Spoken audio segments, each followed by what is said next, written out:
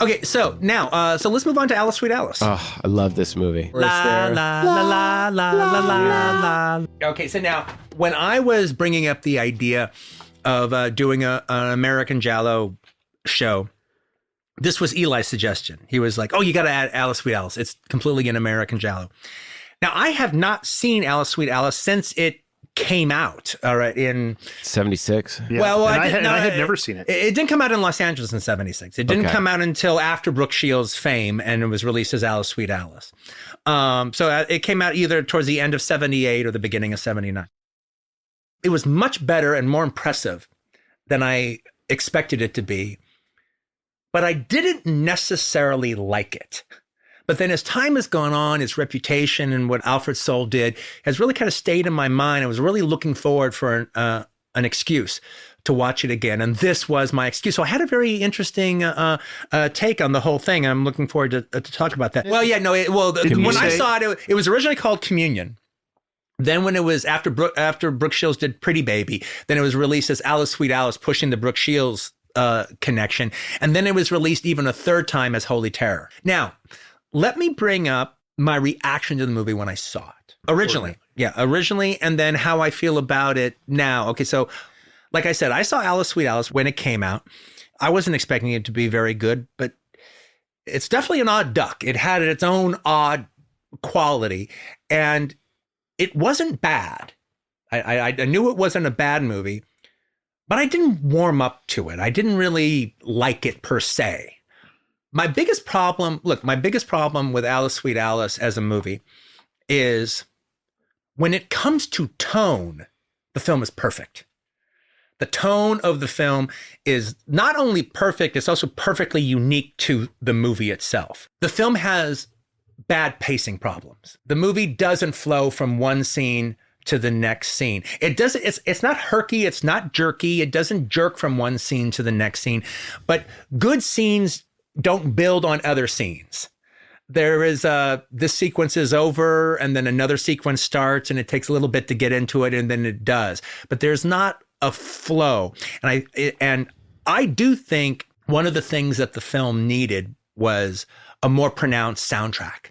And I think, this is a movie that if it had a Morricone soundtrack, but especially Morricone, I think this is the one where I would give it to Morricone. Morricone, for sure. A more Italian laid on soundtrack that deals with the religious themes and deals with the religious choir kind of things. I think it would have actually held the movie together. I think it would have filled in those cracks and filled in those fissures if you had a Bruno, air pockets. I'd even go for Nico Fidenco. Well, Morricone is still the best choice for that. Okay, so, and I do think that would have filled in the gap. There's another aspect. Okay, so why was I almost turned off while appreciating Alice, Sweet Alice, where I was invigorated by Deep Red? Alice, Sweet Alice violence is not sadistic. It is horrifying. It's terrifying. It's not fun. It wasn't fun when I was a kid watching it. It was really disturbing. And it's still disturbing to this day. There is not the neon buzz of fun and sexuality and cinema even going on during it. No, I think those flaws stop it from actually entering Texas Chainsaw Massacre, Halloween, Brood, Rabid category. But it's just slightly underneath, and probably has better production design than and even costume design than the other ones put together. That's all incremental. Well, maybe not. That's probably a personal taste. Maybe not Texas Chainsaw Massacre, but the others, yeah. La la la la la la, which is similar to the plastic mask that the killer in New Year's Evil wears, isn't it? Yeah. Well, we talked about that. One of the things that's really strong about the movie is, on one hand, it feels like a regional horror film, like a kind of horror film that would be shot in Cleveland or something like that. And you're using Cleveland actors. Don't go in the basement or whatever. However, there is a distinctive New Jersey element, and the only other movie that really has that really distinctive New Jersey element is Don't Go in the House. But the thing is, while they do seem like extremely good regional actors, that's also because he was close enough to New York, all right, to get actual legit New York acting talent, all right, to appear in his film. There is an aspect of this is like a New Jersey version of Don't Touch Her Duck. Well, they definitely. Also, it's the emphasis on Catholicism that also makes it feel very much like a giallo, and it gives it Italian, like Roman origins. Yeah. But here's the thing about it, though. As we were watching the movie, I was putting it under the microscope a little bit about, why is this so well done compared to other films of its ilk? while Alice Sweet Alice doesn't have any more money or any larger budget than other movies made of its time and of its ilk, I think it's pretty obvious he had more time making it.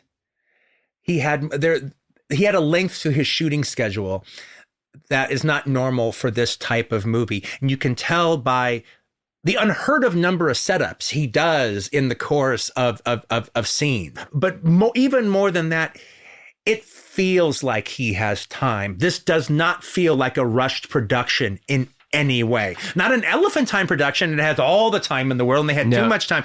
But there's you can tell almost part of 70s low-budget cinema is the rush aspect is built into its DNA. And when you see a film that's not rushing, you notice it. He also suffered the same thing that happened to Tobe Hooper. He was attached to this project and that project, and then things happened that made him drop out just before. Like the way Tobe Hooper almost directed The Dark. And then got fired. And then he almost directed Venom and he got fired. You know, I remember a lot of different Fangoria and Cinema Fantastique notices that Alfred Sole was going to be directing something or other. And then it turned out he dropped out. He's so legitimately creepy. He's creepier than any K&B creation could ever possibly be. And I felt that from the time that I saw him.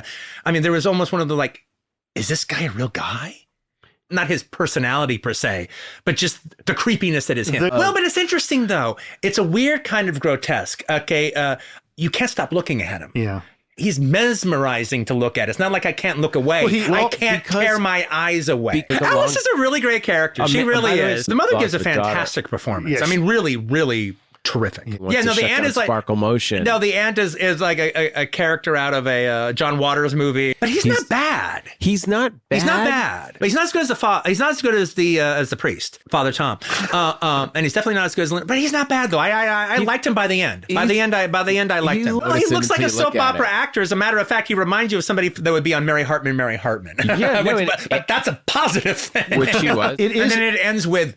This track. Well, the best last shot of the entire quadruple of movies. The last shot is just fantastic. Yeah. Well, the way it goes with moving bag, then on the bag, then on the knife, then on Alice. I also think that also part of the thing that I was actually confused about when I saw it when it first came out is I didn't think it was a mystery at first. I thought, well, no, obviously Alice is doing it. Okay, and I'm going to say something that I haven't said up until now, but since we haven't revealed the killer on this one, let's not reveal the killer on this one. Okay. That's I think that is part of the fun of that movie. We won't reveal it. And I could actually talk about that character a lot because there's a lot to talk about that character. But let's not on this one. La la la la la la la la la la la.